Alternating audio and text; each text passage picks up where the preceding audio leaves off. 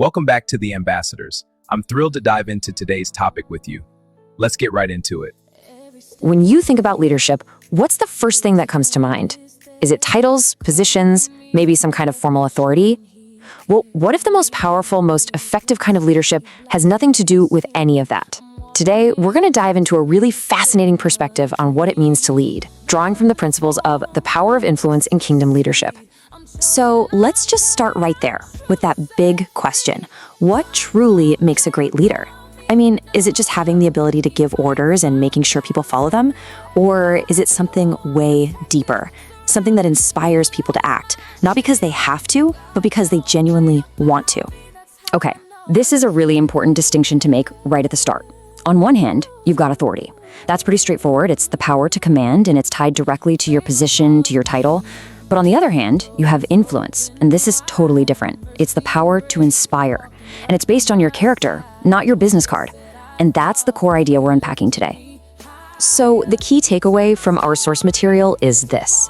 Real, lasting leadership, it isn't measured by how much authority you have over people. No, it's measured by the positive influence you have on them, how you help guide, shape, and even transform the people you interact with every single day. All right, so if influence is the real goal, where does it actually come from? How do you get it? That's what we're digging into in this first section. And, as the subtitle says, this is something that has to be carefully built over time. It's not just handed to you along with a promotion. Now, the source has a specific name for this idea: kingdom influence. This isn't just some general leadership theory you'd find in a business textbook.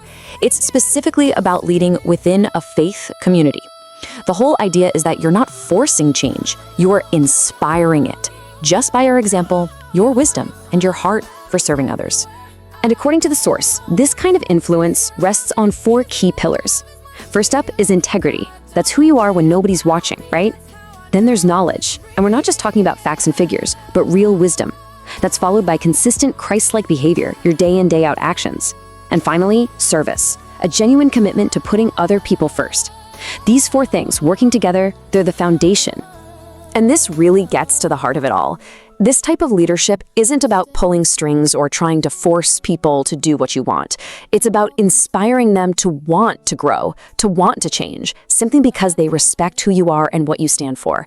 It's a voluntary following, not a forced one. So, we know what influence is built on. But what does it actually look like in practice? How does it play out? Well, that brings us to our next section. Leading by example, where your actions literally become a beacon of light for other people.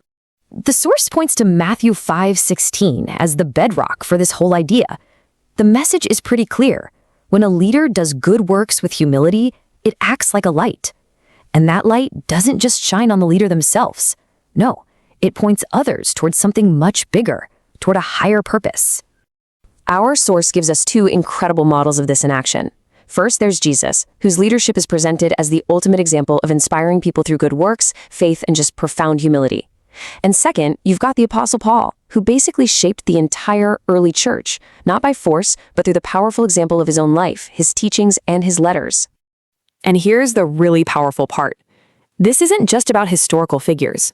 The argument here is that anyone's life, when you live it as a positive example, has the potential to guide and transform others. It can create a ripple effect that can seriously impact generations to come. But having this kind of influence, it's not a light thing. It comes with some serious responsibility, which is exactly what our third section, the weight of influence, is all about. This slide lays out the stakes so clearly. A leader's actions have a direct, powerful impact. Positive actions, they build up faith and character in the people around you. But negative actions, well, they can do the exact opposite and actually get in the way of someone's spiritual growth. There's really no neutral ground here. And because the stakes are that high, the source emphasizes 3 absolutely essential qualities. First, a constant focus on your own character development, because you can't lead others where you aren't going yourself. Second, a real commitment to accountability, having people who can keep you on track. And finally, intentionality, being truly mindful and purposeful in everything you do as a leader. So, with all of that in mind, our final section brings us all home. We're shifting from theory to practice and turning the focus directly on you. It's about your personal impact, and it all boils down to one simple question.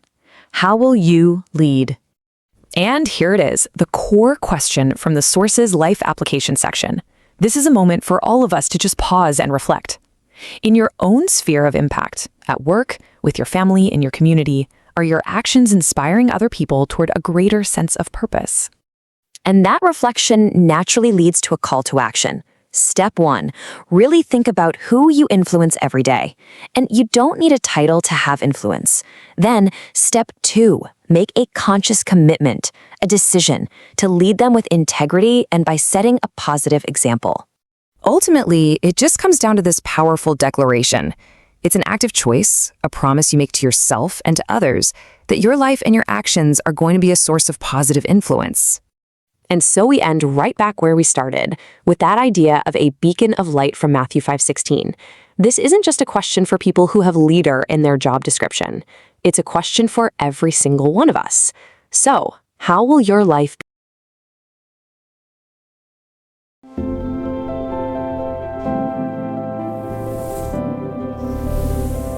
Thank you for watching. Please share, like, and comment. Your host, God7, David F. Wafulu.